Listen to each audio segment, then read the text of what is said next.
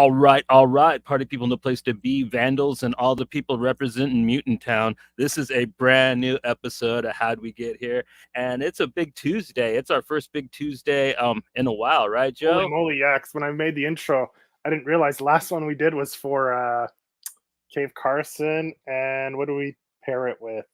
An Iron Fist, right? Iron Fist, yeah. And we got Big Slurp in the house. What's up, Dirty Saint? I know what he's tuning in for. Yeah, man. Yeah. We got a big episode, man. We're going to be talking about like one of the best superhero team up books probably ever, in my opinion. Talking about the second Peter David run of X Factor, and Joe has a special presentation. Joe, what are you gonna be putting on a special show for us tonight with? Yeah, man, I'm gonna crack that slab. I'm gonna open this bitch up. Yeah.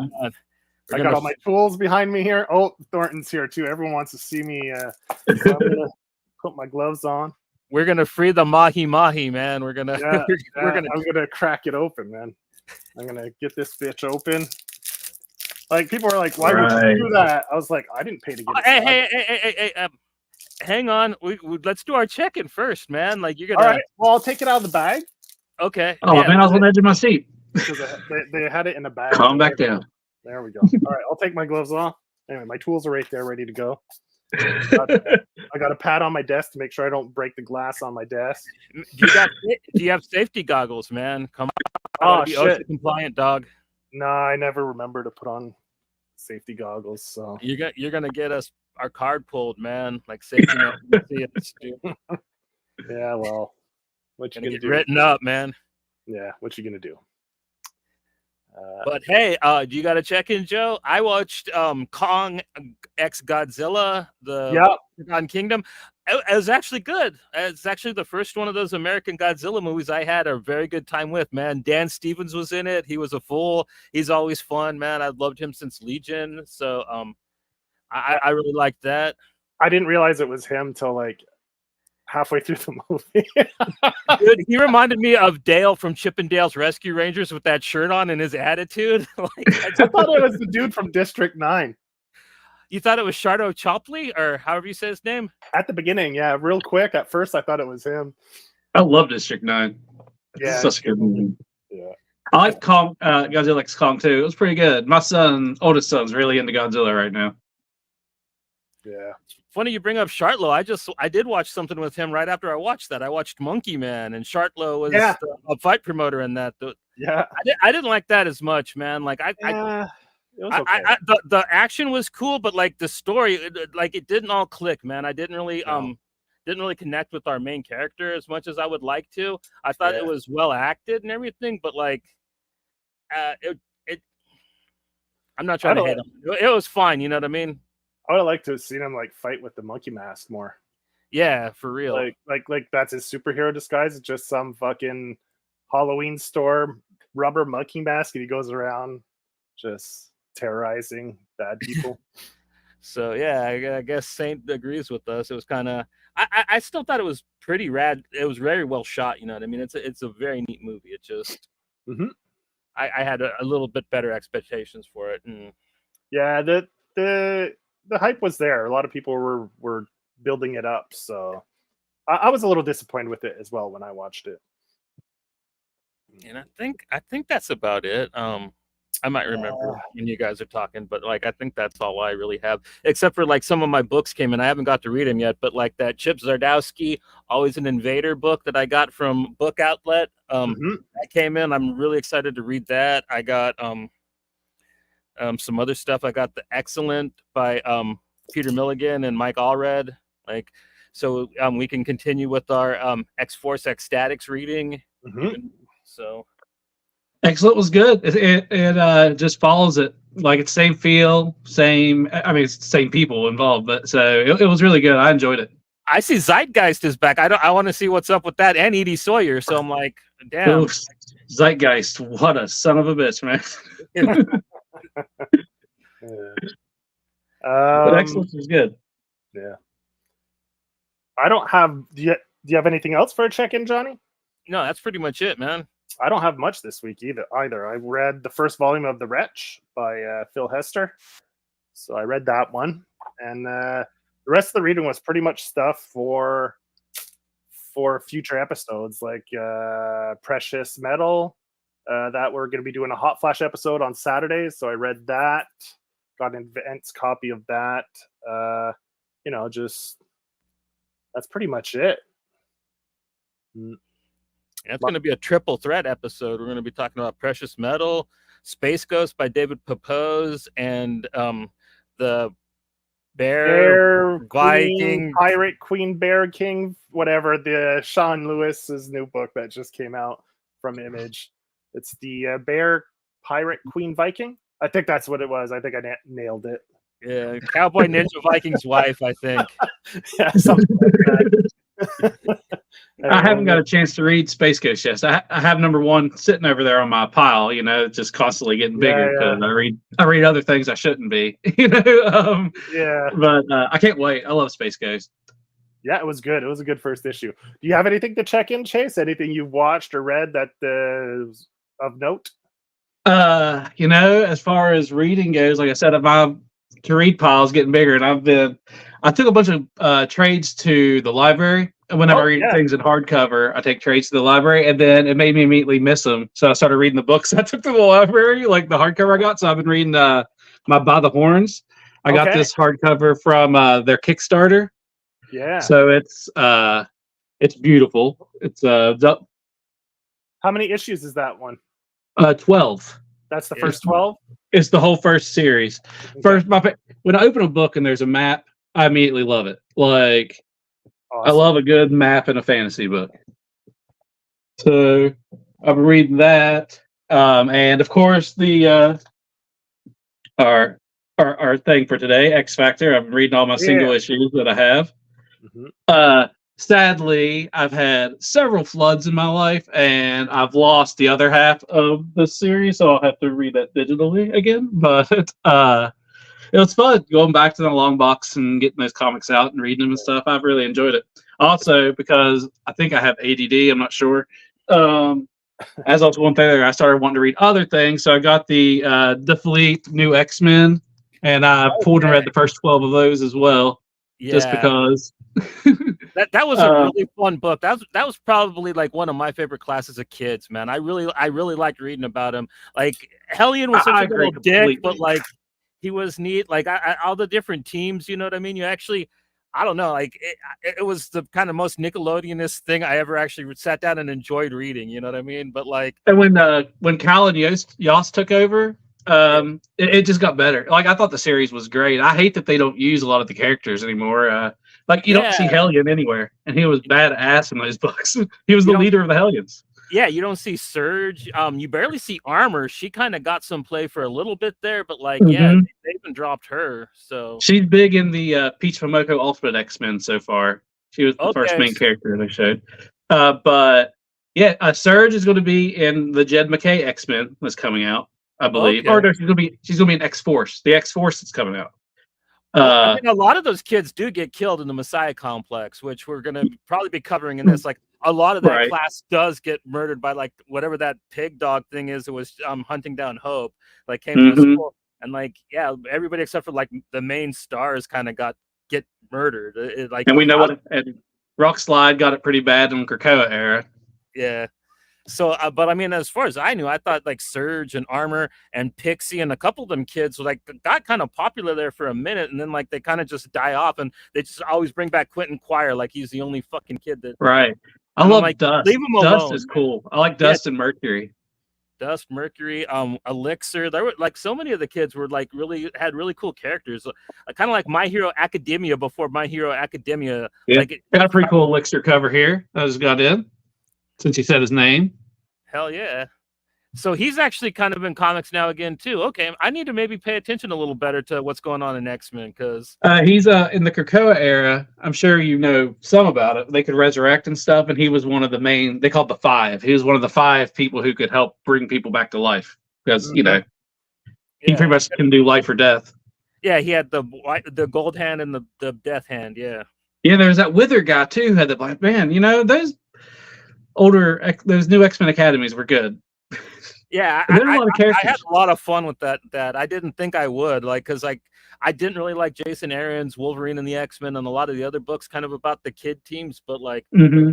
I think like you said, man, Kyle and Yost, they just kind of really got like that kind of school element of X-Men. You know what I mean? I Yeah, they think did good. They did I think they went to they brought Nimrod for a bit too with them.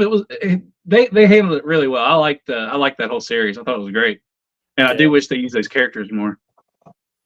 I mean, I got the same problem with the kids from the Brian Michael Bendis run too. You never see Gold Balls or Tempest, and I thought they were a great class too. You know what I mean? Was it Carjack and Mm-hmm. I will say that Gold Balls is in the 5 as well. They call him Egg now. Okay. I still call him Gold Balls. Yeah, he'll always be Gold Balls, man. Yeah. But you know, think about the Grant Morrison run. Where's Beak been? You know, where's all the was he the one who introduced Glob? Like, there's a lot of characters. Yeah, and like the only one that they ever bring back is Quentin Quire, and sometimes his girlfriend E-Day. Like that was that's not a bit. Well, Esme or whatever her name is. Esme was in the New Mutants early on. I don't know if they ever did it much with him after that. And the Krakoa one there, when they first the Dawn of X or whatever you want to call it before that. What was it? The X. When they all came back on Krakoa there, Beak was in the New Mutants in the beginning. I stopped reading after the event, so I don't know if they did much with him after that, but anyway. Oh, I don't know. I didn't see Beak in the I mean, I kind of miss Beak. You know, when he was in the Exiles, he was pretty cool. He beefed up, he got that bat, you know. All right, we gonna do this? Yeah, man. Be careful. Said, on the YouTube video, they said to twist it first to kind of loosen up the there we go. Just in case it cracks, I don't slice my hand. Let's see. They said to twist it and give it a good twist to start. Oh, well, now that was that seemed easy. Wow. You're not gonna need the damn screwdriver. Yeah. All Joe needed was a little elbow grease, man. Yeah, man. Let's see. Then they fucking put a screwdriver on it and hit it. Joe, smash! Yeah. And they put it down. Yeah. Just slide it in there. There we go. I gotta. You're inspiring me. I'm about to grab mine and crack it open too. Just like you open it up, they said, and you slide your.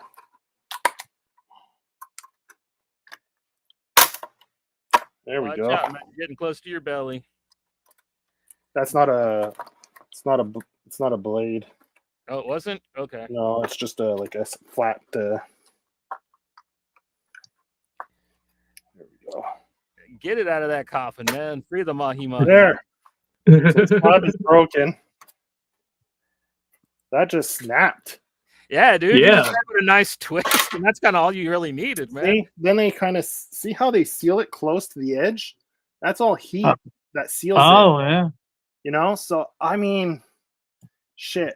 You know, people don't open their slabs, so look how close it gets to the edge there. Like, you know, I wonder if they catch the book sometimes.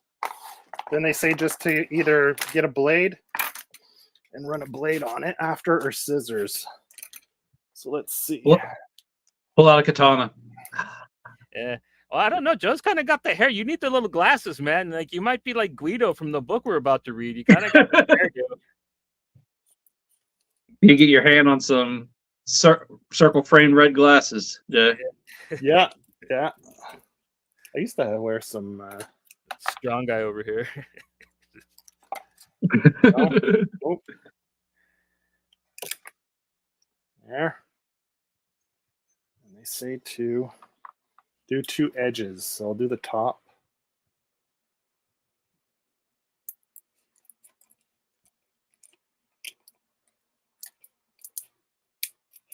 There's a little more space there. The other one was tight. And then they say you cut those, and then see it opens right up. And you just slide it out. There we go. Oh, okay. Well, it's out. all right. Look at that. Make sure it's actually the Ghost Rider comic, man. Like I'll laugh my ass off. It's like Archie's inside. It's Ghost Rider. Let's see. Is there a splash page or something in here? Let's see. Oh, you got Johnny Blaze running through a barricade on his bike. Barricade before he turns into Ghost Rider. Yeah, man. So this book How's the quality of it? 70. It's a 2. So yeah, that's why it was funny that it was even in a slab. There's a bunch of tears. There's tape on the back cover. You know, it's a real copy of Ghost Rider #1, man. That's been read. That's for sure. That's awesome. How's it smell? Smells like a comic. Yeah, they don't smell like that anymore. So then the old ads, zombie books and shit. Yeah. That was one of my favorite parts of pulling out these X Factors and reading them, all the old ads and stuff that are in there. Even though they're not that old, but they're pretty old. They're over 20 years old. Yeah. Get the ads for build your body, man. Sign up to become with the leopard fucking trunks, man. Get the Luther Strode book, Joe. Get the what? The Luther Strode book. Yeah. They have that in there. Yeah. You train to become. So there you go, man. Beautiful. It twisted and broke quite easily. So for real, that's all you needed, man. Just give it a good. Yeah. The other guy just twisted it and it cracked. But then he I wish it like just shattered into pieces, like when you break a window. Well, like shattered window. In the video, he warned that it can split like that, so to be careful in case so you don't cut yourself. That's why I wore the gloves.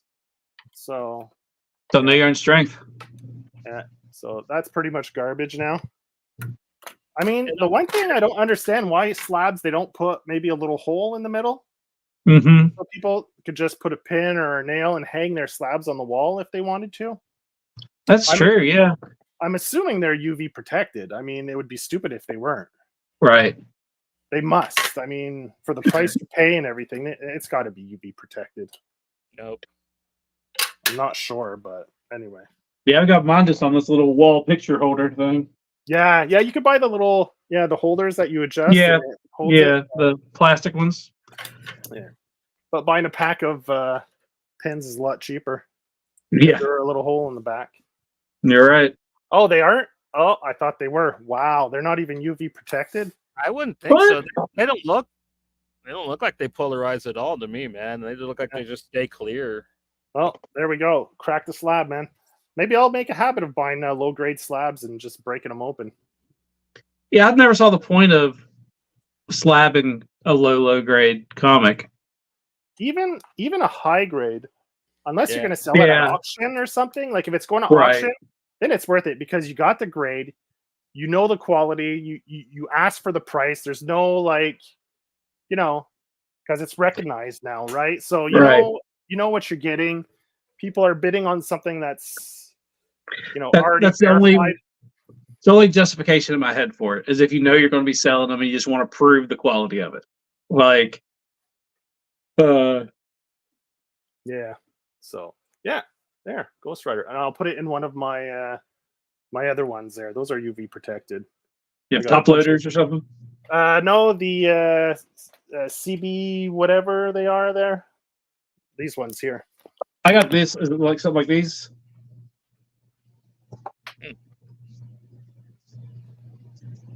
We holding the same thing?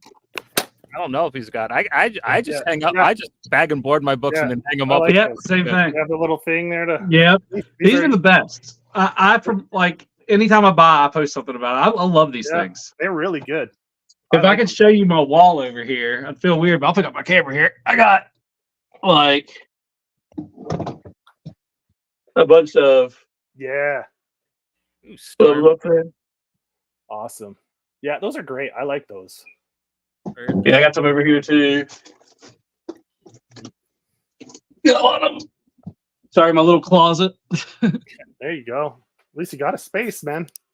Some people don't. Until my kids grow up and move out, then I'll have a whole room. Yeah. There you go. Where do you guys get those? I would say like at Michael's, probably like a hobby store. I order them from them directly online. They have the best deals, like on their website. and they're hard to get here in Canada because they don't have a distributor. So if I get them, I have to try to convince the comic shop to order a box, and I get it through the comic shop, or I do directly through them, like you said. Yeah. BCW, is that their name? BCW, yeah, that's it. And that's where you go online and just look up BCW and like yeah, they have bins, they have all kinds of products. I think they have products for cards, anything that's for collectibles, like store. They have like plastic long boxes, plastic short boxes. They have a lot of stuff, but those are what I mainly buy. They're great, but they are out of stock a lot. That's why I go into their websites best, because they'll have them in stock first, and they usually have a discount too. Yeah, and what's great is they're UV protected, so if you want to put them on your walls, and the sun comes in, you don't have to worry about the sun hitting them so much.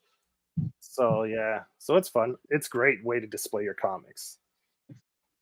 All right. This show brought to you by BCW. Yeah.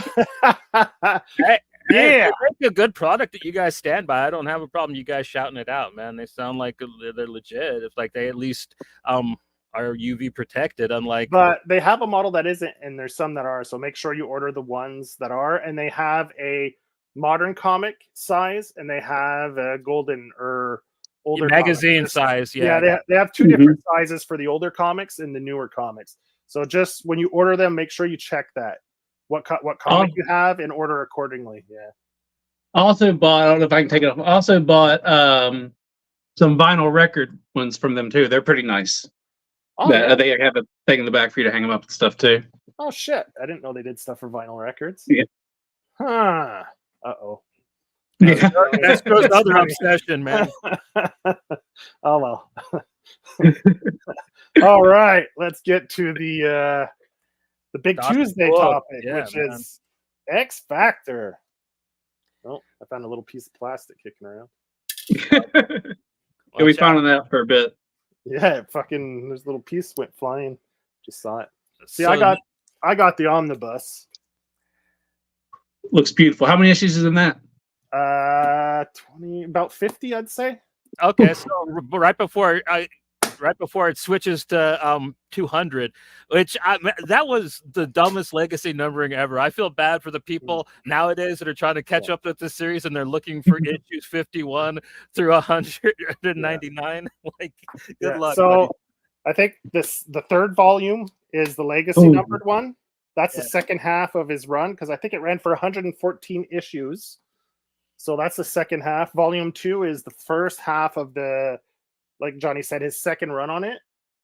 And then this is his original run back in the 90s.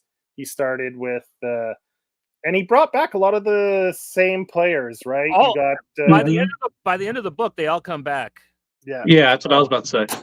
Yeah, so that's pretty cool. You stick with it, man. Like the roster changes quite a bit, but it always stays fun. There's always some really cool, neat people show up in the book too. Yeah. Like, I read it before the new team. Like I read it with the original 4, right? The original 4 X-Men. You had Cyclops, Jean, Archangel, and Beast were the original X Factor, which was the original X-Men. So that was pretty cool. Worked for the government.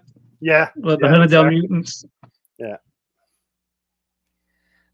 This is my first X Factor book. I was actually kind of just getting back into Marvel at this time, mostly reading Vertigo stuff, and like this book kind of really helped me get into it because it's structured a lot like a Vertigo book. It's also drawn and kind of colored like one too. But I would completely agree. Yeah.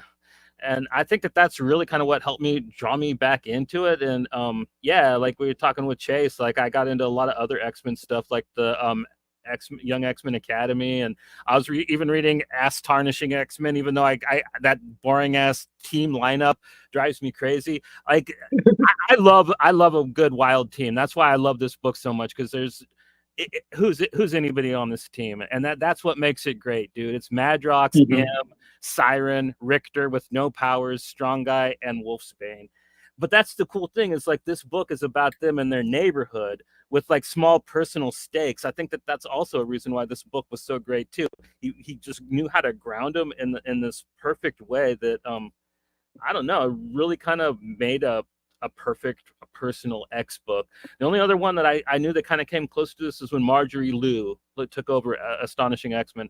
Her run got really kind of personal and kind of really got down into the weeds with the characters like this one did. I hate to say it, but like this book kind of embraces the soap opera nature of X-Men comics, but like it does it in almost a perfect manner. You know what I mean? Because like even Em, with how petulant and childish she is, you absolutely love her character because of the discordance she causes with everybody else. Like he knew of the perfect way to like make them not hate each other, but like they were kind of always in conflict with each other in cute and fun ways, though, you know what I mean, in workable, manageable ways, which it made for fun conversations constantly with the cast.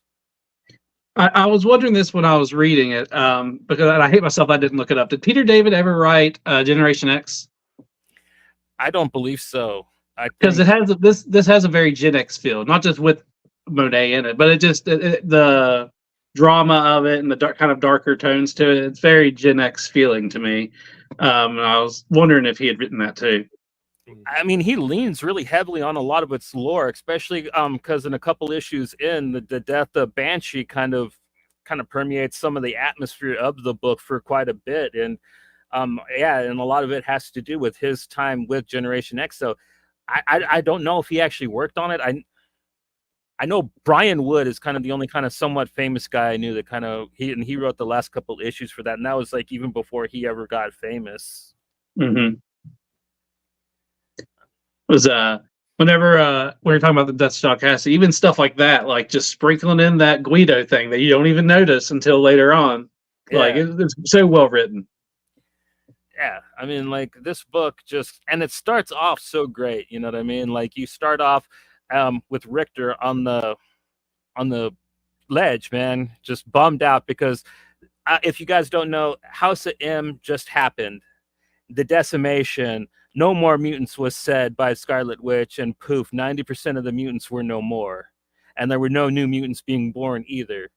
So so many mutants have lost their powers, and so this is a time of great turmoil for mutant kind of.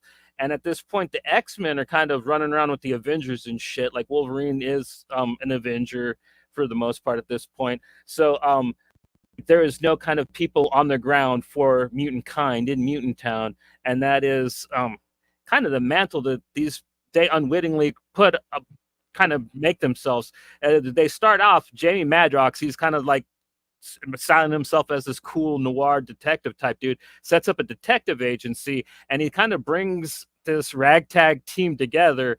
I don't know, on kind of just weird, kind of just because they needed a place to go, right? But like basically, like he's got Siren, and she kind of discovered that she can make people do things that she wants if she uses her voice in a different way than her normal scream. So she's kind of using it to, I don't know, kind of gaslight people into helping them with their investigation, which kind of turns bad because this book kind of jumps right into the mystery right away, which is with Singularity Investigation. Yeah. I would want to throw in there that at this point, it's so early into it that nobody knows that it was Scarlet Witch that did it.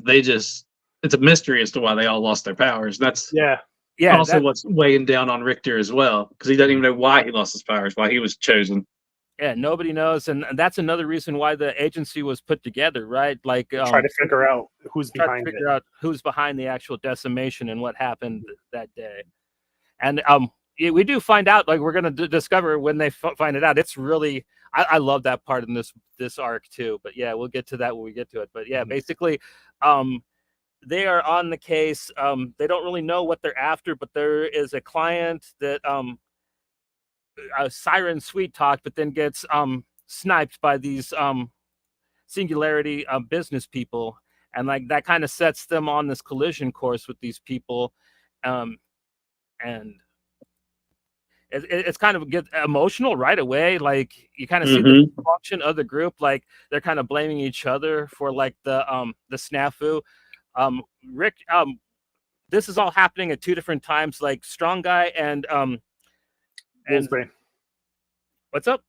Strong Guy and Siren, they're chasing down the assassin, while Madrox and M are trying to get Richter off the ledge, and Wolfsbane's there too. She's got the bullhorn. She's giving him the whole Catholic spiel about if you kill yourself, you bleeding idiot, you go to hell and you die and you stay there. And she's going full Garth Ennis character on him and shit. Meanwhile, Madrox, he's trying to get one of his dupes, his most compassionate one, to go over and talk Richter off the ledge, and like the dupe's over there. He gives him like this really good spiel, and you end up finding out like it's a lying, mischievous dupe that like he like legit just tosses Richter off the roof, man. Which kind of introduces one of my favorite characters, man. Like Monet is just so fucking funny, dude. Like,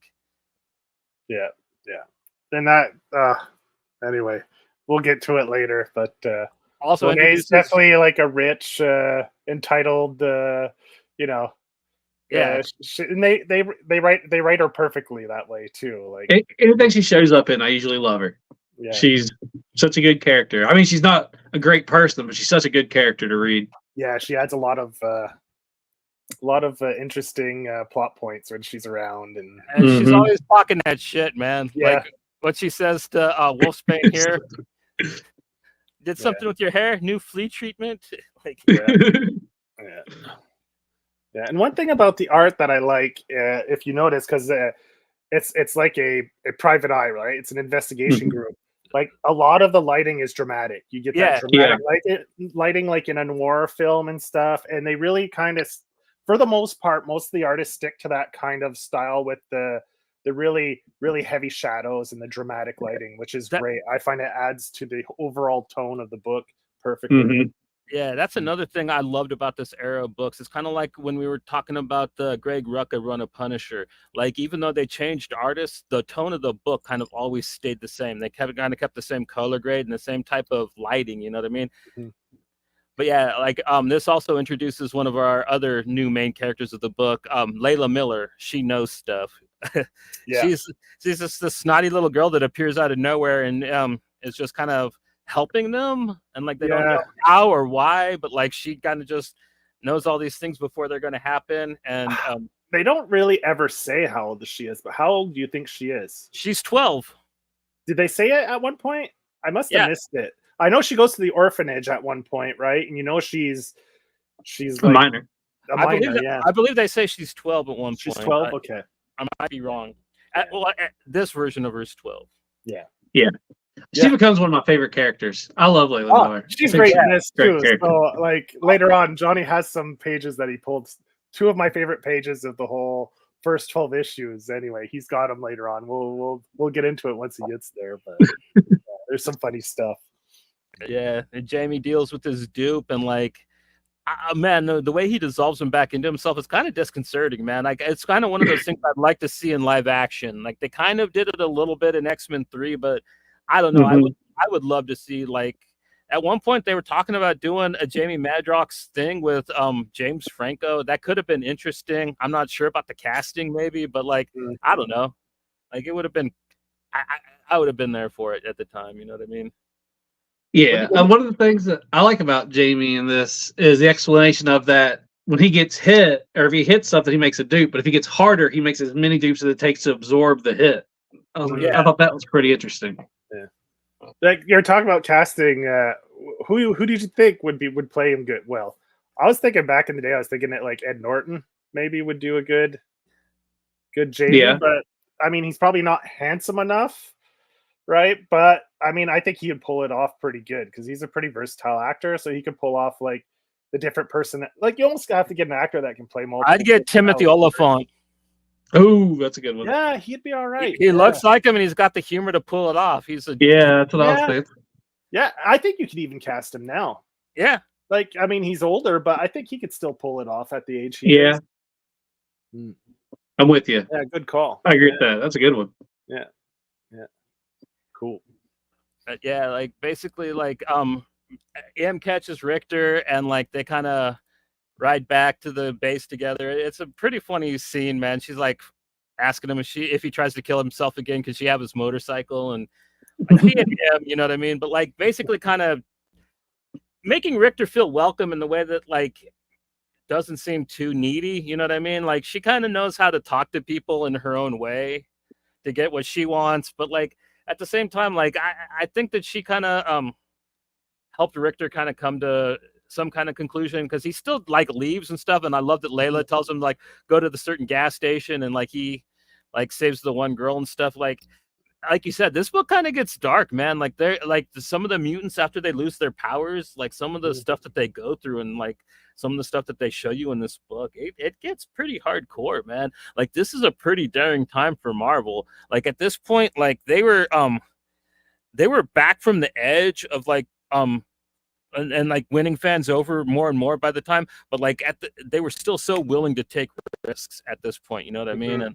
And really trust their talent and their writers and let them do like kind of fearless things like this, you know what I mean? And I think that that's the reason why this book had such a beloved long run, with pretty much a singular voice guiding it the whole time, is because I think it was just the perfect time to do it. No other. I don't think that I think that's why we don't see books like this anymore. You know what I mean? I feel like up until this point, like from 2000 to like 2004, DC was just ruling the show.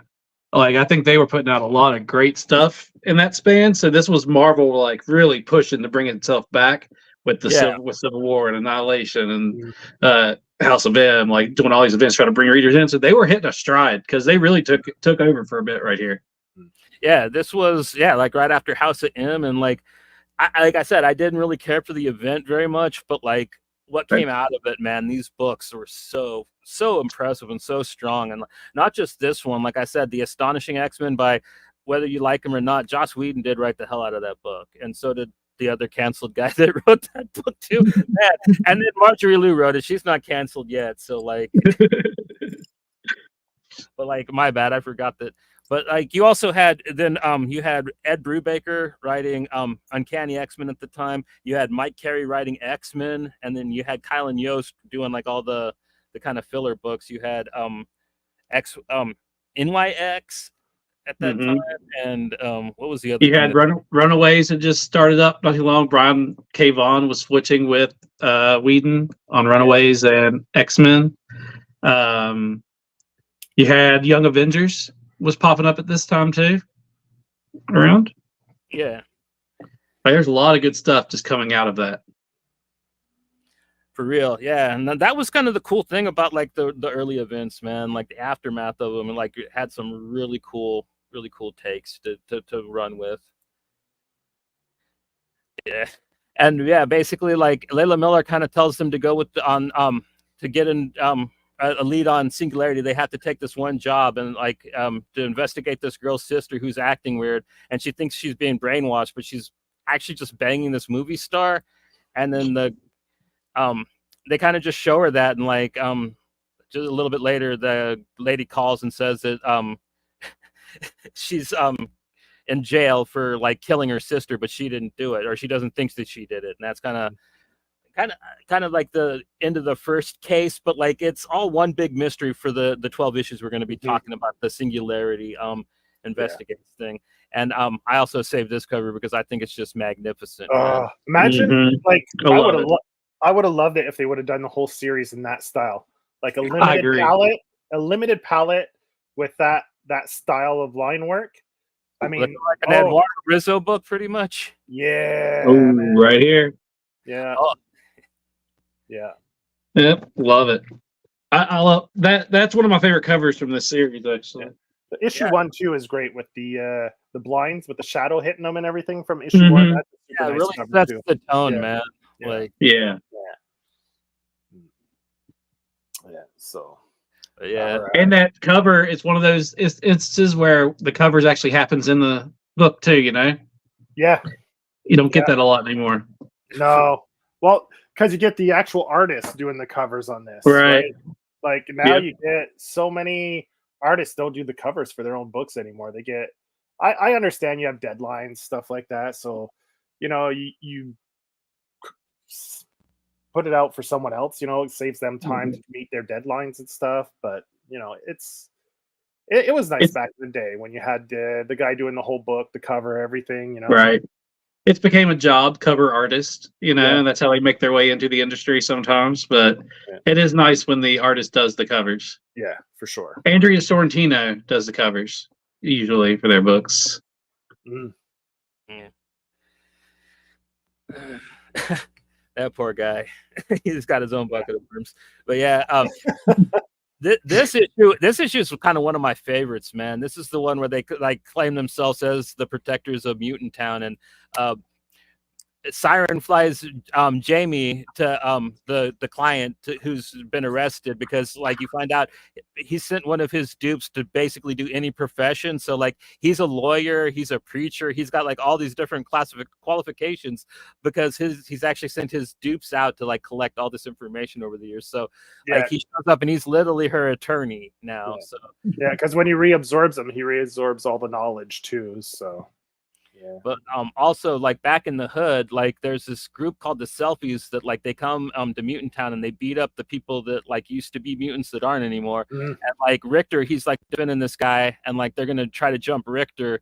Then Strong Guy shows up and he's like, "Oh, you think so, punk?" And then like Wolfsbane shows up and even puts a bigger period exclamation point on that and like goes full wolf mode.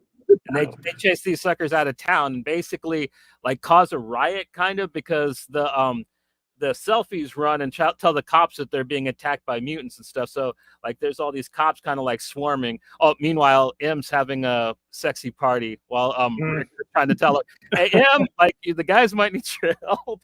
She's just too sexy for her robe there. Yeah. Does anyone knock? Yeah, but she had her headphones on. Yeah, that's a good one. There's a lot of little like scenarios like that are hilarious in this book. Mm-hmm. He writes them all so well. I like how how Rain has just such a short temper. Like she wolfs out for anything.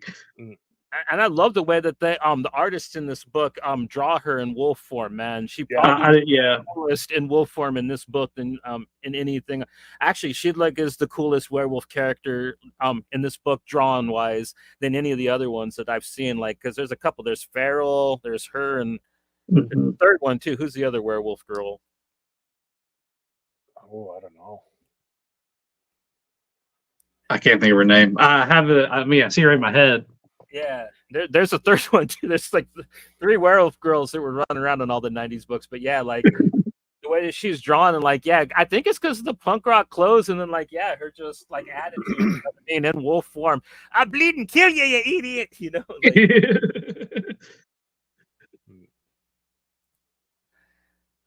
but yeah, look at that intense face. Okay. Oh, Flash is so cool. Yeah, the lines in the sand and them telling the cops, man, like, "Dude, you guys can't come in here anymore." You know what I mean? If you're not going to protect us from them and you're just going to take their side, then like you stay the fuck out. And like the cops are still trying to tell them what's what. Meanwhile, M's telling them like, "Yeah, I could have helped him, but you told me to get right over here." So like basically Siren has to go help Wolfsbane and Strong Guy in the riot. Meanwhile, M's like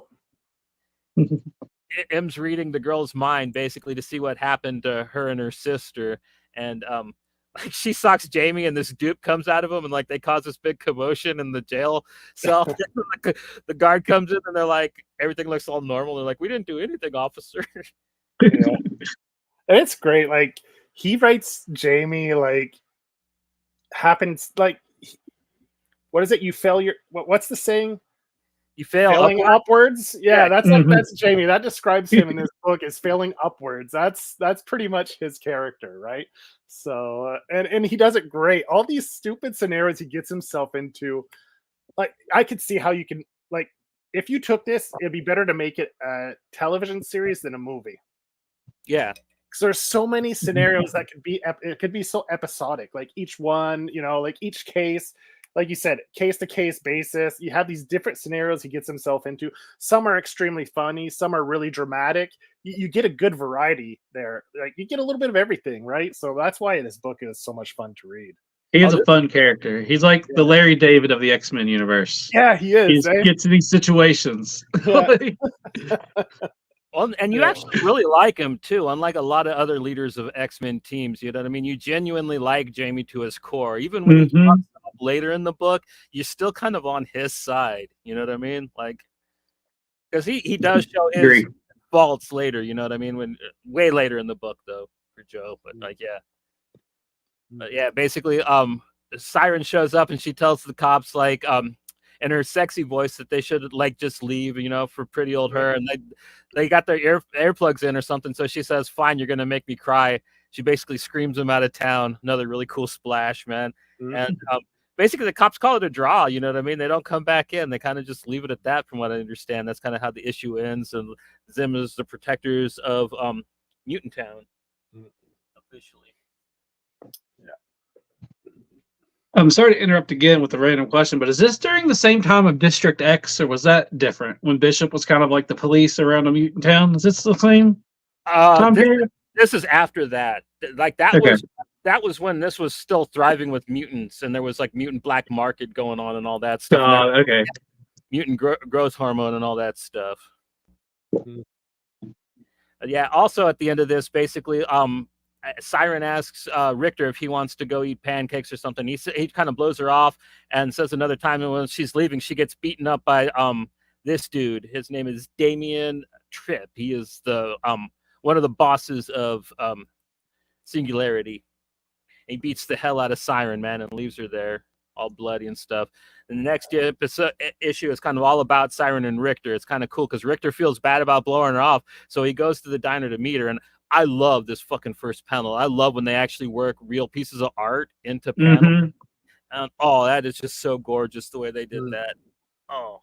But yeah, Richter goes to the diner and gets hit on by the waitress and stuff, basically, and he's looking for Siren and stuff. He can't find her nowhere, so he like looks for her tracker. But basically, she's been taken by this guy who used to be a doctor, used to be a mutant, and now he wants to find out what happened during the decimation. So he kidnaps Siren, and I guess he's gonna jigsaw her until he gets what he wants, which is a shitty game plan, but like it makes for like a very tense issue, man. This thing is.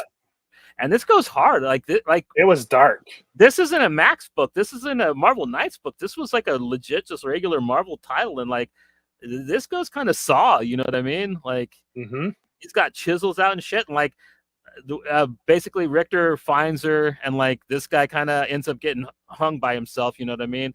Like, that's another thing. Like, our heroes kind of go darks a lot in this book too, which I kind of enjoy. You know what I mean? Like. Rain slashing the selfies, you know, during the riot. Like she's like looks like she's like Wolverine slicing the fools, man, in some of the panels. So like, yeah, the violence in this book is kind of really crazy too. Like pretty neat time for Marvel. You know what I mean? Not too long after this, you had the Kyle and Yost X-Force, which got in trouble for having a lot of blood, because in that was Wolverine, Domino, James Proudstar, a couple other people did. They just kind of ran around butchering the what were they called? The Christian guys that the Purifiers? The Purifiers, yeah, they just ran around chopping up Purifiers the whole I love those books, man. Those covers were great. Archangel was in the group. Elixir was in the group at one point. Yeah. I think Wolfsbane. Yeah, that was some good stuff. After she leaves X Factor, she joins them for a little bit. Rain does. And yeah, basically Layla Miller, she knew that basically what was going to happen to Siren, and she didn't tell anybody, so she kind of feels bad. So she calls her own orphanage on herself, and basically the lady comes and gets her, but like, not after Richter kind of like trauma dumps on her. Richter's a dick. Like out of like. Yeah. What's funny is usually it's the leader that's kind of like the whiny guy that you don't like the most in X books, but like Richter is kind of the guy that kind of gets on my nerves the most during. Well, it's because he doesn't stop feeling sorry for himself. At least until Shatterstar shows up. Richter definitely has to change attitude when Shatterstar shows up. The fact that he's unloading on a 12-year-old is a little fucked up. Yeah, he's a total. But it could be like jealousy and envy because she still has her powers, right? Because his big thing is he doesn't have his powers. So, and she had powers. She could have helped one of them, like, you know, but she didn't. So so you have that on top, not helping a friend, still has the powers. So you know he probably, you know, it's hard to say, right? When you're in a situation, sometimes you might say or do things that you regret. And I mean, this, like we said, it's written so well, this book, and it captures all these different emotions really well, subtly, sometimes less so. It's good. It's layered, really, really well layered. Mm-hmm. And it would make like the perfect TV show. You know what I mean? If you had the context for it, like that's the thing. Like I think a lot of people would be lost watching it, but like if they just jumped into this storyline. But I think but I mean, you could just put like at the beginning, like this is what happened, and then just run with it after. Yeah, exactly. You know, just that little disclaimer at the beginning, kind of. It's not hard to explain. They'd have to keep the dark tone. You know, this couldn't be like a CW show. I could see this being like on AMC or something with the tone. Don't. If you're gonna do it like dark, R-rated. You know, don't do like CW Batwoman. You know, like Batwoman, like Ruka's Batwoman should have been a hard R-rated show. Anyway, we can keep that for another episode. Basically, like here's the Karen coming to get Layla in front of Rain, and Rain kind of goes and tells Jamie and breaks Jamie's heart. So, and they show how crazy it is for Layla at the orphanage, and this goes into some Grant Morrison Vertigo shit right here, man. I thought I was like legit reading some Doom Patrol or some Invisibles at that sequence, but basically like Rain and Jamie go to see her, and like she's all beat up. So I absolutely love this sequence where like fucking Rain just wolfs out and scares all the little kids. But also, I think just a side note, just because I can, I love this grenade cover to the Invisibles hardcover. It is. You say Invisibles reminded me. It's so cool, man. I love this. These hardcovers a lot. Yeah, that just simple grenade. It's such a cool cover. Yeah, no, like they knew how to just market stuff off of just making it look cool, and like that's a good thing about the books is it had style and substance. So yeah, best of both worlds, in my opinion. Yeah, like basically Jamie and Strong Guy, they catch up with Damien Tripp. They don't know for sure that he's the guy that beat the hell out of Siren, but they scare the bejesus out of him anyways, and basically like, dude, you mess with one of us, and like my dupes might not get along, but like we'll all get along for a minute to beat your ass. You know what I mean? So come at us, bro. Pretty much. That's so scary thinking about just a whole. I mean, Jamie could be a riot all of himself. Like, what's the limit? How many can he make? Good call. Because at one point later in the book, he makes enough to like build like a little human pyramid to get up a side of a building at one point. Yeah, basically here's where like they go to the orphanage and they see Layla all beat up. So Rain's like, "Which one of you did it?" And she's like, well, wolfed out, scares the shit out of the kids, and like basically Jamie and Rain go and talk to Karen to try to adopt her, and like she's like, well, you guys aren't fit, like they won't give it to you, but like if she escapes with you, that's a completely different story. So she basically tells them that like, so Layla goes and she's now officially part of X Factor. Richter's still a little dick to her, goes and fucking antagonizes her on the porch, but you find out that the butterfly that she had that was dead at the beginning of the comic, she's able to bring back to life, which is a really neat thing. And you kind of learn a little bit about her powers in this. Basically, she kind of not really yet, but like you're kind of getting her a little bit more. Yeah. And this issue is kind of where we get the kind of really kind of sad part, man, in my opinion. Like this is where like the mourning kind of sets in. Cyclops shows up to talk to Siren, and she thinks at first that it's about her getting beat up and stuff, and it kind of is, but Cyclops is a dick. He's not just going to be there to say like, hey, I'm sorry. Like he's there to tell her basically that her dad died and shit. I'm like, yeah, and this really happened. Was it which book was it in, Chase? Was it in Uncanny X-Men, or was it in X-Men? I believe it was Uncanny, no? I think it was Uncanny. Okay, where Banshee gets hit by the Blackbird and gets Blackbird. And what a way to go. And she's like, but you don't really believe he's dead, do you? X-Men don't die, dude. And she's kind of right, because like it's logical. Jamie Madrox is running around this whole story arc talking about how he was just dead because of the legacy virus and he's back alive. So like her argument has merit, but at the same time, like everybody else is freaked out, especially Monet, because she was practically raised by James Cassidy. She is from like a family of wealth and privilege, but her parents are kind of shit, man, and she's kind of that's why she's kind of so awful, is because she was raised by in boarding schools and stuff like that, not even good ones, until literally she met Sean Cassidy and Emma Frost, funny enough, and like they kind of raised her, as demented as that sounds. And like later on in the book, not in these story arcs, but like her Em and Siren actually get into a fight about it because Siren won't take it seriously, and like Em's like just gutted about it. It's kind of funny, like you actually see her tear up in this. Meanwhile, Jamie goes and meets with the other Damien Trip, and like he knows it's a trap and stuff, and like I love this whole sequence, man, where like they're trying to intimidate him into taking a deal. Yeah. And he plays the smug little bastard so good, and that's why I think like somebody like Oliphant would be pretty good at the as an actor. You'd have to have somebody with a good wit to him, you know what I mean? They could be really good at pointing out how people are dumbasses, like a charming wit. Yeah. Meanwhile, like their strong guy comes back, and like this is where you get a hint that Guido's not quite all there either, because they're talking about Sean Cassidy being dead, and he thinks that they're talking about the actor from Dukes of Hazzard, right? Or Hardy Boys, or whatever show he was on. Yeah. And then you get this really funny scene of he made this will tape of him riding a horse. Off into the sunset, yeah. And as sad as it kind of was, it makes me laugh because like he's at a castle and he's riding his horse, and that seems so fit for him. Like he would do that. It's hilarious. And then basically Jamie tells him that they're not going to have an understanding, so they chuck him out a window, and like Jamie shows that they're two dupes, and he sucks them up. It's a pretty cool sequence, like. And it kind of almost looks like Venom pulling in a symbiote when he does it. And basically, like, this is kind of where we kind of get into the whole Civil War crux of the situation, right?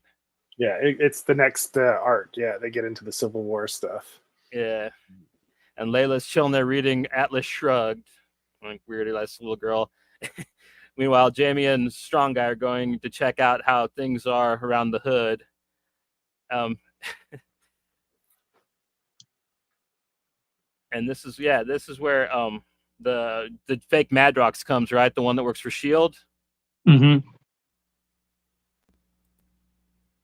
Yeah, that's cool. That I thought that was pretty fun. They had like he sent one of his dupes, and then they kind of take the side with the like the registration and all that, like, you know, against Jamie's probably beliefs, his dupe takes an opposite position, right?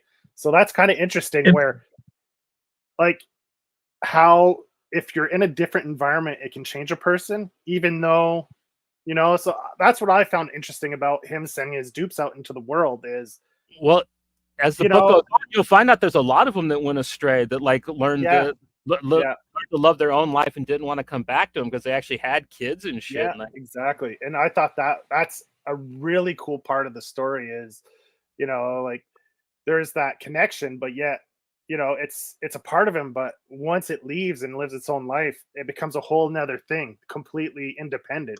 And, you know, that a lot of issues arise later on in the stories because of this, which makes for some really great little side stories for the overarching story. Yeah. I always wondered how long that dupe worked for S.H.I.E.L.D. Like it had to have gone through school. It had to go through training, like to work all the way up to Agent of S.H.I.E.L.D. Like how long of a life did that dupe have? Like when did he make it and send it out? It's wild. And let's say Jamie dies. Do all the other dupes die, or can they live independently if he's not alive anymore? The original. I think that some of them stayed alive because like I think like he'd have to be dead for some of them to like still like to finish their schooling or something. Like that's a weird question. I don't know the answer to it. Yeah, I don't rightly know, man.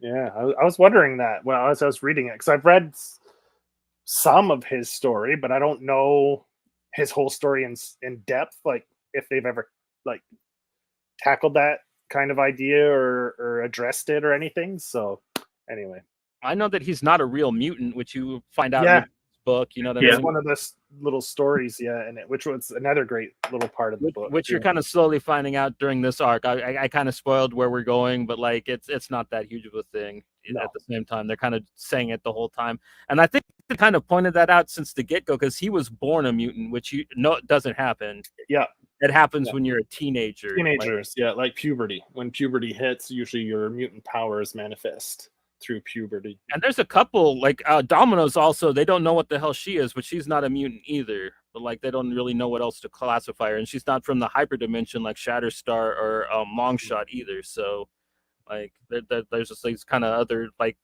that I guess just get roped in because there's nothing else you could kind of quantify them as, you know, at this point. Well, in the little side story like you're talking about, we're going to get to shortly, they almost like say they're like gods almost. Like yeah, that's what like Eternals. That's what Trip thinks, yeah, because basically they're naturally occurring superhumans, you know what I mean? Yeah. For the most part. Almost like considered like demigods or something like that. But while that's kind of going on with Layla and Jamie and Strong Guy, Siren kind of goes and kind of helps Spider-Man take down this crook, and she kind of sexy talks him into telling her what actually happened during the decimation, which is I love the scene, man. It's hella funny. Fuck Spider-Man. Yeah. I'm still pissed at him for what he did during Civil War. Fuck that guy. Yeah. He was a pawn. Yeah. But like still I don't like he deserves it. Like I don't forgive him, man. Like But yeah, I loved it. Siren totally hosed his ass, man. Like that smile she gives him, just like, please. Yeah, it's such a good. The art is so good too. Yeah, like she's cheesing. Yeah, she's just cheesing him. Good line. And then we get this great interaction between Layla and Quicksilver, like where he's trying to intimidate her, and she's just like, yeah, dude, whatever. She kind of got, and like I like that, man. I kind of like that Quicksilver kind of gets that reaction from everybody in this arc. You know what I mean? He's trying so hard to be malevolent, and he kind of should be, but like I like that nobody still takes him seriously. Like he's still that little shit because like they were all on a team together when they were teenagers, and they all just kind of still see him that way. Like he hasn't, and I like that they kind of it's written that way. You know what I mean? That's what makes this book kind of so real. And why you like the characters in it so much, man. Like he literally, it's kind of almost like the Porkies of X-Men comics or something, man. Like like these damn people. And then I just love this shot of the building, a Siren returning back to the building after when they're gonna meet with Quicksilver, and basically talk about like whether they're gonna hand him over to the X-Men or not, because basically during the decimation, you explain it better than I probably can, Chase. Like, go ahead and kind of explain like what's up with Quicksilver at this point. Oh yeah, cool. So there was a miniseries called Son of X that came out the same time of this, which was Quicksilver dealing with what had happened. He was with. He's one of the main reasons that she said no more mutants and whatnot, but he lost his powers too. And he didn't take it well, but so he went up to the moon, to see his ex-wife and his daughter, and with the intentions of trying to get them to let him use the Terrigen Mist to see if it would give him his powers back. But he was denied. So he pretty much we already know Quicksilver's a piece of shit. He doesn't do anything like redeeming in this series. He manipulates his daughter. He gets her to steal the crystals for him, and he kidnaps her from Attilan. And then he sees himself as the savior of the mutant people, and he's going to go give powers back to everybody. So he goes to Mutant Town and starts going to the corner of the streets just so he can give powers back. And he tries. He sucked in the mists, sucked him in so much that he has his speed, but he can't control it. And he kind of has the ability to touch and take powers from people. but not the But that's right his one. intention. Is just to No, and there's always like, The and powers are always glitched. Yeah. exactly. There's always like a problem, like a side effect from getting the powers back. They're just which not they the tackle. same. Yeah, exactly. And this also leads I wish to, I could remember in Son of X or Son of M who he gave them to at first, because some bad stuff happens. Like they get an aspect of their power back, but not the whole aspect. Like you can turn into flames, but you're not flame retardant, so you burn your skin off. You know, like stuff like that. They kind of show it in this issue. Like he gives this one guy his power of flight back, but the guy can't land. It just makes him go higher and higher. And then there's another guy that just kind of another guy just melts. You know what I mean? Down into the sewers. Yeah. Which leads to like one of Joe's favorite scenes. Like, you wanted to go ahead and break this one down, Joe, with Layla? Yeah, because after everything, Jamie gets a little fed up with Layla's aloofness, right? About she knows everything, but she doesn't tell anyone or help anyone. So they get into a little argument, and how does it? He's like, "Don't think this is the last of this argument," and she's like, "Yeah, obviously not." He's like, "Why do you say that?" Well, because we end up getting married eventually. And his face when she reveals that they get married in the future, that face they make in that panel. Do you have it, Johnny? Put it up again. When she tells them they're going to get married. Oh my God. Oh, it's not this one, is it? Is it lower down? It's further down, I think. I don't think you can see it on the screen. Just the way they draw his face as he's walking away and she says it, and he gets that like, oh. Like it's so good, and I laughed so much. Yeah, you can see it there. Yeah. Did anybody else get reminded of Tony Harris's art from Starman with like the deep shadows and stuff like? Some of it. Yeah, some of the panels. Because that's what I'm saying. Like Starman was drawn like a Vertigo book, and like that's kind of like how I felt. Like this kind of had way more of a DC feel to it than a typical like regular X-Men book. Like definitely.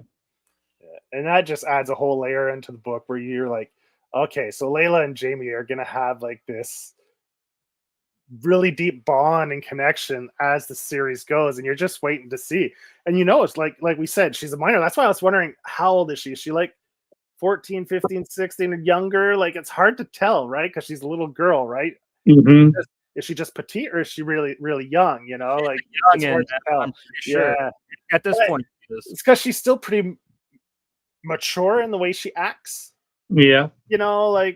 She's very calm, reserved. She doesn't have any outbursts, so she acts very mature. So it's hard to tell like kind of what her age is. And then when she says that, you're like, oh, and then his reaction is just classic. That panel, I love it. So good. I loved it.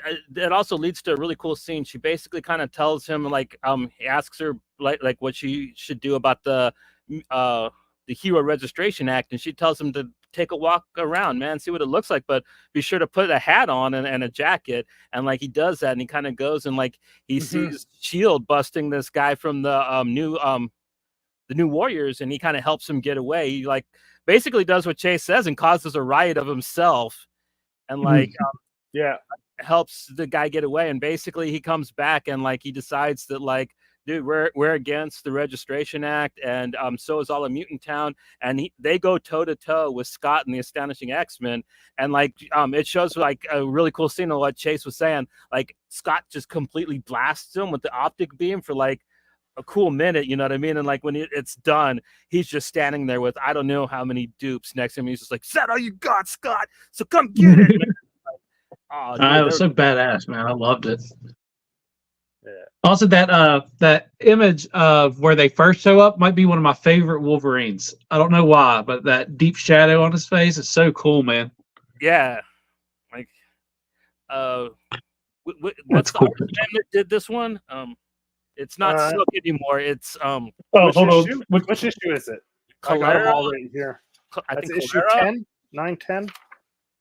9 and 10 were Calera, yeah. Dennis Calera with Jose Villarrubia as colorist.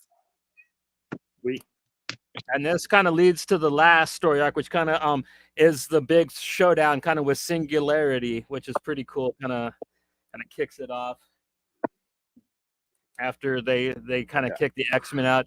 You kind of there's a doctor who works for them, and he's gotta his conscience is getting to him, so he's gonna try to go and talk to somebody about what he's doing for Singularity. And after celebrating after kicking the X-Men out, Jamie kind of has a good night drinking with his buddies. A little too good night. He has a real good night. Yeah. Oh, this is a couple good nights actually. Has this run in first with Siren, and then this run in with Monet, and then this really great run in with Layla. Yeah, this is my second. We did we? And she's like, no, I'm saving myself for our wedding night. For our wedding night, yeah. That's why I was like, it was it's so good. Her lines are good. Yeah, that made me laugh. Yeah. But just the fact that Jamie's like, man, like, he knows he can be a complete douche when he's drunk, but he even asked Layla if they did, like he knows what his he doesn't know. Well, he doesn't know how bad some of his dupes can be, too. Yeah, that's it. Right. Yeah. Well, he's not even sure if it was him or a dupe because he got so drunk, right? So he's not sure. And once he absorbs them, he just has the memory, so he has no clue. Yeah, that's it. So he figures it out afterwards that there's some Playboy dupe that's super good at. Well, he's already so charismatic. So imagine that there's a dupe that's just his charisma. That's got to be. Yeah. That's probably the one that got him, to be honest. Yeah, like the scientist that's working for Singularity, he ends up running into Guido, and like Guido gets shot by a rocket, so he takes the scientist back to the building and stuff, and like he's telling him basically he built a virus that's going to kill all the people that used to be mutants that aren't mutants anymore, because basically eventually in the future the way that Trip saw the future is everybody's going to be mutated, and eventually, so this will make some space, I guess. Like it's the stupidest reason for genocide, but like I think all genocidal reasons are dumb. So like I don't know how judging the merit of them is wise in any circumstance, but yeah.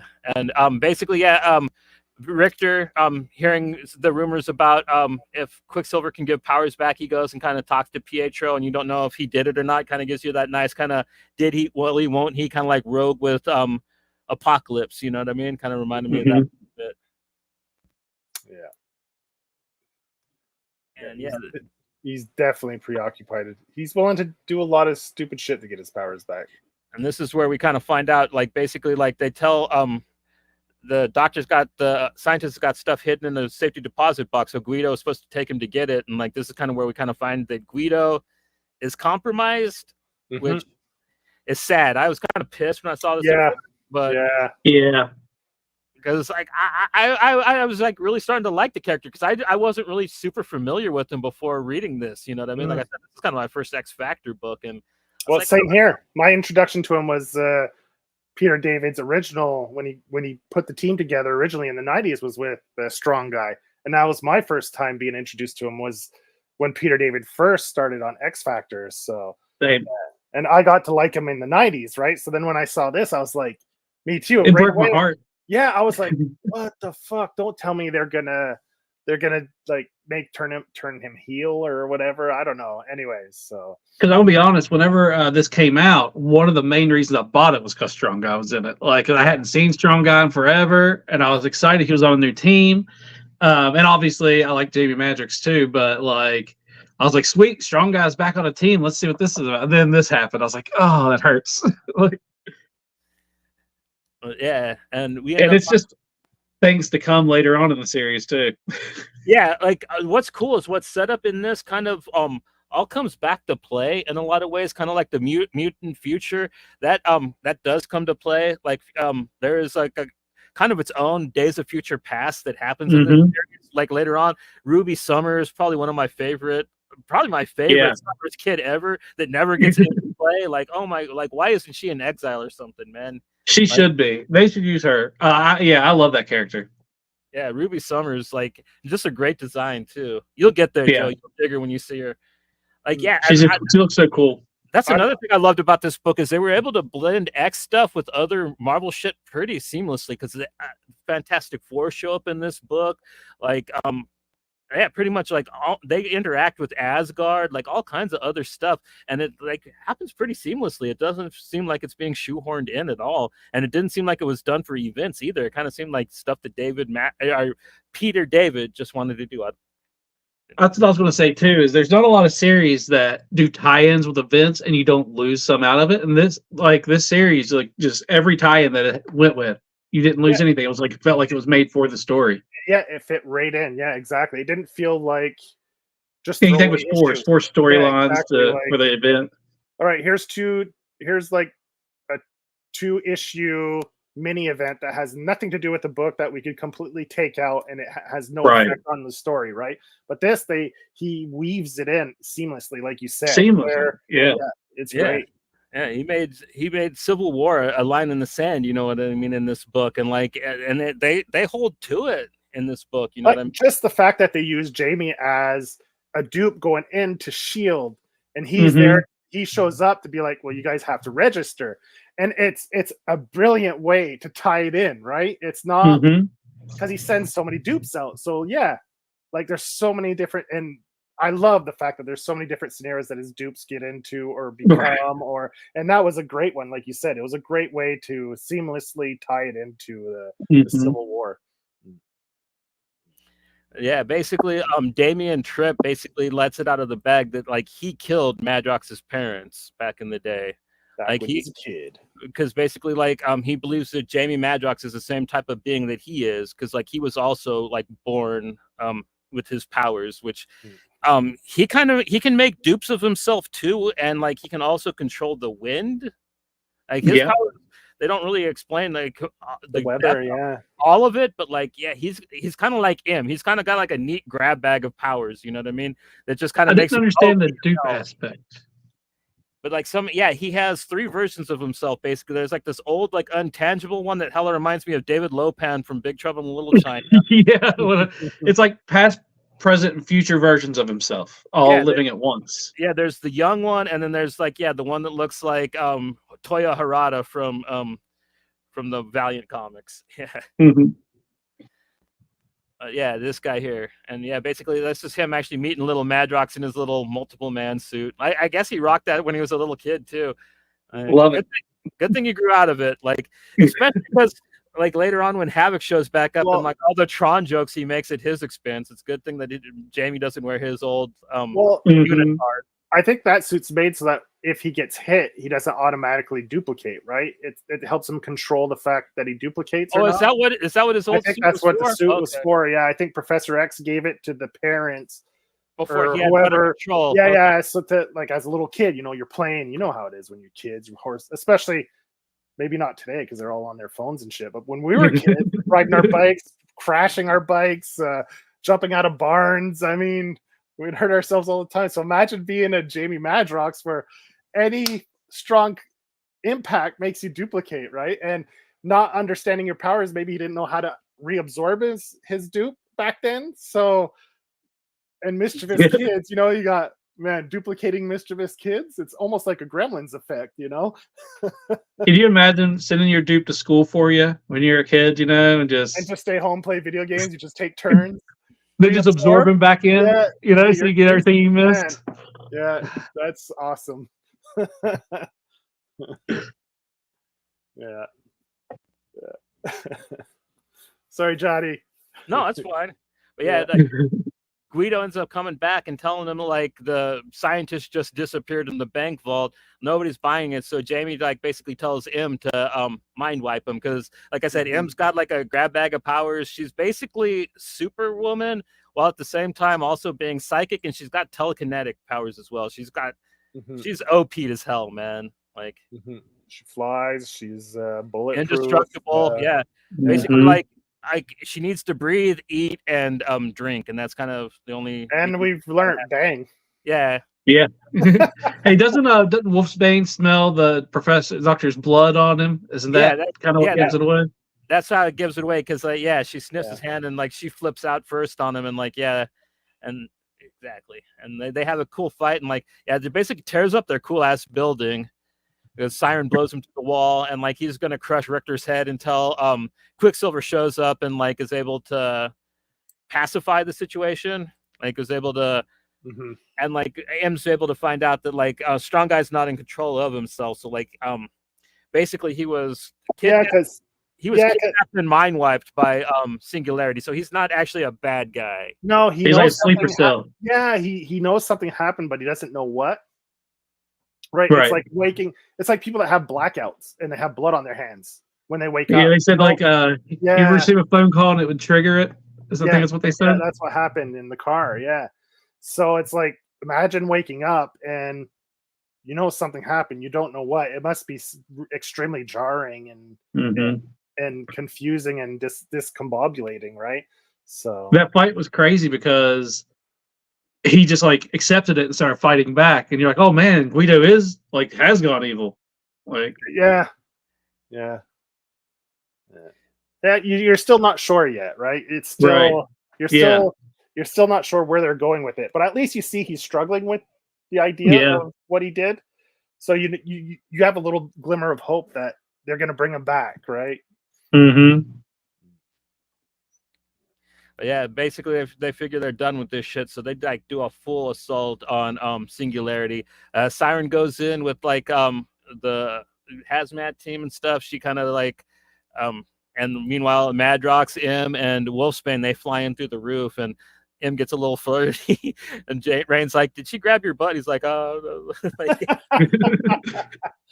Yeah, like you said, hey Johnny, when I was I was DMing while I was reading, he's like, "Yeah, this book he gets pretty horny at times, you know." Like, but in a fun way, man. A lot. yeah. They play with it a lot funnier. Like the other book that did this a lot really fun was when Dennis Hopeless wrote Cable and X-Force when Domino and Colossus were banging in the Sentinel. I love the Domino and Colossus relationship. I think forget him and Kitty like all times. He should be a Domino.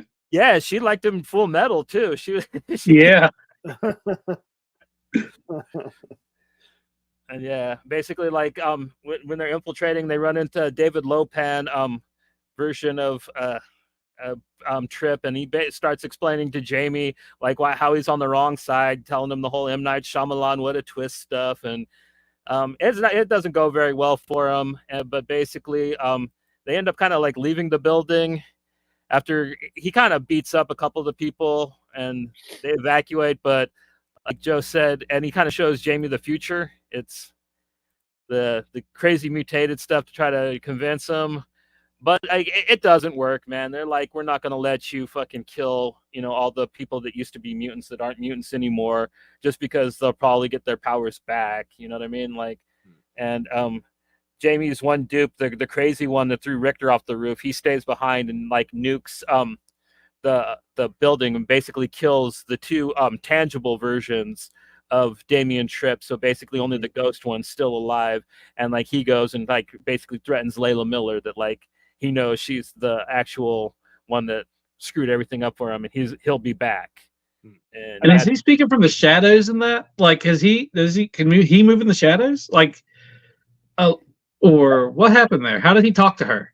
That's what I think. I think that he like a spectral, because like he even when he was fighting with Rain and them, like I think he could only make himself somewhat tangible because the two human versions of him were nearby, type of thing. Yeah, I think with them gone, like he could only kind of be there in like a ghostly type form, like an apparition. So like he kind of just showed up, talked his shit, and like he was gonna take off to try to find out how he could come back and wreak havoc, type of thing, I love that image. It's just her in the light of the refrigerator and just darkness on both sides of her. It's good. The art in this book, even the temporary artists who come in, they knock it out of the park. Oh yeah, like look at this, like issue 12, the callback. Like I mean, fantastic. Look at that. Like that's so cool, man. Like that's a callback to issue 1. That dupe that pushes Richter off the roof. That's him. That's him. Yeah, he refers to himself as the X Factor. He's the X Factor. He's the X Factor. Yeah, they bring it. Yeah, it's so good. I love that. And then with the bomb strapped to him, and boom! Yeah, what it's a cool, way man. to close out the issue. Yeah. Yeah, and it's a great spot to kind of leave off too, because it feels like the season finale of a show. You know what I mean? Yeah. Nice little capper. You know that it's going to continue, and oh boy, does it, man! This book only gets better in my opinion. Yeah, that closes out the Singularity. So that whole Singularity thing lasted 12 issues. Like it wasn't the focal point of every story, but it was there. Like there was little threads throughout the different stories that led to Singularity. Underlying story. Right up till issue 12. So they planted the seeds as they went, and yeah, it was great. You know, it'd been so long since I read that. When they did the reveal of like the old man trip, I thought it was Mandarin at first. I was looking at his hands to see if he had rings. Yeah. It's true. He's a very similar look. Eh? Yeah, wearing the green. Yeah, he's just also kind of looks like UT from the Iron Fist. Yeah.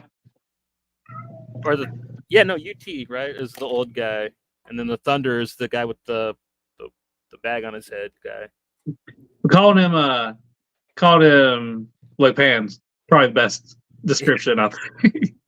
Well, that's who he hella reminded me of, especially because like he was all ghostly and stuff. I'm like, yeah. So I'm pretty sure Peter David was like, oh man, I love David Lopan. I'm going to put him in this book. He's telling Jay Madrix he's looking for a girl with green eyes. He knew Siren was Irish, so. Day. Yeah, man. Poor Jamie, like he's got a choice to make later on, which I can't wait till we get to that point in the book. Will you be back to talk about the next couple arcs with this, Chase? If you let me back, I'd love it. This is a lot of fun. Nice, yeah. Because we're gonna get into the nitty gritty of the love triangles coming up in the next 12 issues. So. Oh, I love when M finds out, man, and she's trying to find the dude who done it. Oh, that sequence is so funny. Oh yeah, where she just is it you? Is it you? Is it you? Yeah, it's good stuff. I heard about this. Like I didn't read it when it came out. I wasn't reading too much Big Two at the time. I was reading more like Image stuff, and anyway, and I kept seeing this book come up as like one of the top rated books each month when it would come out. Like I'd see like with other books and month after month for like over a year, like nothing but praise for this. So I was like, man, but it had already been pretty far along. So I was like, I have to go try to track down the back issues or trades. And I was already had so much stuff to read that I never really. So then when I saw the omnibus, I was like, fuck, I'll just get the omnibus and hit it there. So, and Johnny was pretty hyped. Johnny's like, yeah, awesome. Got that. Let's do it. So, yeah. This came out, I think, 2006, 2007-ish. And in 2004, I met Peter David at a comic book convention. And he was selling just a creator-owned thing. And we just, if you hit convention, especially Artist Alley at certain times, you might end up talking to somebody for like 20 minutes and not even realize it, if they're just... Yeah. And we were just bullshitting and talking. He was talking about his new thing, and I was talking to him about X Factor. Was it and he was talking about how, he just has nothing coming up, but he would love to get into X-Men and stuff again. And then almost 2 years later, this comes out. And I was like, that son of a bitch. He knew he was doing this when I talked to him then. It's so good. Like, he couldn't give me a heads up. Yeah. He's such a nice guy, though. Like, smart. He was a good guy. There's not many people I've met at conventions that weren't good people, For the most part, I think, yeah. Even people that I don't really like their writing, like I kind of liked them as people after I kind of met him at cons, like Matt Fraction. Like he's a great, really funny guy, man. I mean, not like be the biggest fan of his writing, but like I won't never pass up like watching a panel of his or something. I just want to go ahead. No, go ahead. I was saying I've only the only bad experience I had meeting anybody at a con was Ethan Van Sciver.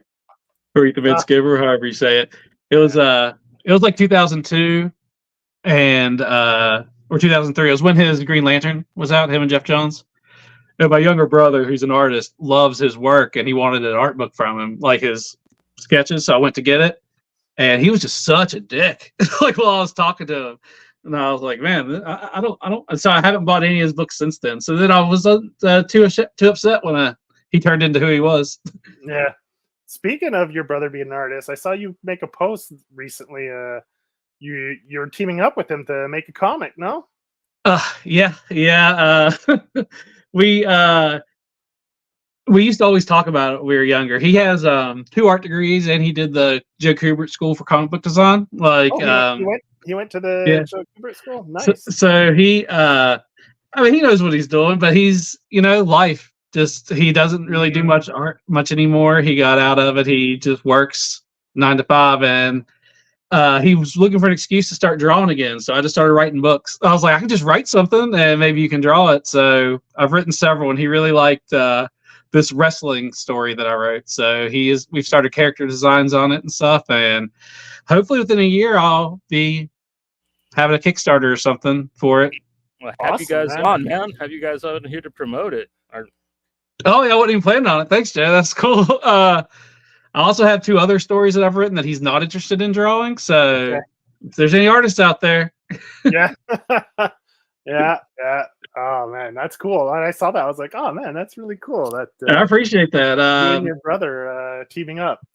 I've been trying to get people to read the first issue to give me their opinions and stuff. So if you're interested in that, I would love to get an opinion on things. Man, for sure. What I was gonna I'm glad because it slipped my mind, but when you were talking about your brother going to art school, I remembered. And I just wanted to say a shout out to all the viewers, old, new, even if you only watch once in a while, just a huge thank you. We hit 1,000 subscribers. So I just want to say thank you to anyone that subscribed to the channel. We appreciate it. We just have fun coming on here, sitting with guys like Chase, someone that I met through back when comics Twitter was actually fun. Yeah. Like pandemic, like early pandemic time. Yeah, exactly. Yeah, comics Twitter. And you know what? What's funny is it wasn't really comics more than it was probably like punk music that we started talking about first. And... possibly, yeah. That's true. Yeah. Then Orphan and the Five Beasts and all kinds of shit. Love it. Coming up. Yeah. I actually just gave that to my brother to make him read it. Oh yeah, he has it. Oh, it's lucky him. And he loves. We both love 5 Deadly Venoms. I was like, dude, it's 5 Deadly Venoms, but Stoko. Just read it. You're gonna love it. Yeah. Awesome. Yeah. So I mean, you tried to hop on once before, but your internet was an issue, so right, you weren't able to. So, but that's why when I saw you were doing other shows and stuff, so I knew your internet issues were resolved. So I was like, oh, I'll try to have him come back on. Yeah, I love coming on about comics with people. What's that? You're on a show, right? Or oh yeah, Friendly Neighborhood Comic Show. We usually have a episode every month. It's on YouTube. Me and Lauren. Mm-hmm. We took a bit of a hiatus, but we have been back for the last 2 months. So we'll probably have one again next month. Cool. Just keep an eye out. Friendly Neighborhood Comic Show on YouTube, or you can, and I'm on Twitter as I comment on comics or at comment on comics. Yeah. Hell yeah. Nice. All right. Well, anyway. Thanks for coming on, Chase. I appreciate it. This is fun. Yeah, always a blast. Hey, anytime, Johnny and I love talking about comics. So anytime we get to talk to someone, we chatted on Twitter, but it's a whole different experience when you get to talk to someone, like maybe not in person, but live, Yeah. Love it. All right, Johnny, you have anything? Yeah, we're going to be back on Saturday, right, Joe? We're going to be doing that Hot Flash, right? Yeah. We're going to be doing the triple feature. It'll be a lot of fun. Like I said, we're going to be talking about David P. Pose's Space Ghost. We're going to be talking about Sean Lewis's Bear Viking Ninja Warrior Woman, and Darcy. What's his whole name? Van Polgeest. Van Polgeest's, and Ian Bertram's brand new upcoming Rare Metal. Yeah, the follow-up to Little Bird. It's Precious Metal. Yeah, it's a follow-up to Little Bird. So anyone who's read that and enjoyed it, well, this is the continuation in the Little Bird universe. That's releasing on June 5th. So I think the final order cutoff already went by last week. But I mean, Little Bird was a huge success. So I'm pretty sure most comic shops will be carrying it. So you could go just grab a copy then. Yeah. But yeah, that's what we got on the schedule. We're probably going to make some announcements on that episode, so it might be fun to check out. Like, because we'll be making 2 announcements on that. Yeah, it's an exciting summer, and we're going to let a couple cats out of the bag on Saturday, so that should be fun to be there for. So yeah, check us out if you guys can. We'll appreciate it. So until then, take it easy, y'all.